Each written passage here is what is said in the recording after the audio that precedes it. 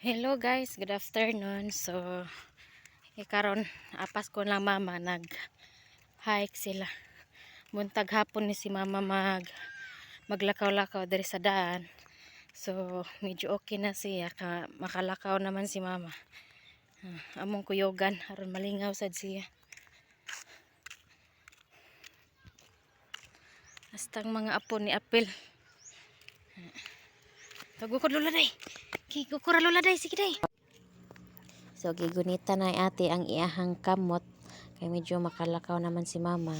Pero di lagyapon siya masaligan. Ang iyang isa ka kamot kay mawa pa di umoy. So, ang iyang tiil nga isa nga makalakaw-lakaw na siya. Ano ni siya ipagunito ni siya ni Ate Vanessa aning poste sa solar. Ya, muna pa mag-attack rasloyo, mag-exercise siya. Iyang lihok-lihok ang iyahang tiil. So kami sa naa sa misalo yung nag-atang niya kuan sad mi nagsayaw-sayaw sad mi amo ako hasta mi yung mga apo nagkuyog sad. So aron sa dili isla yun si mama magkuan adlaw buntag ug hapon ni siya namo buhaton. So mo ni ang among yung buhaton ni siya mga apo naglingaw siya duwa sa iyang loyo.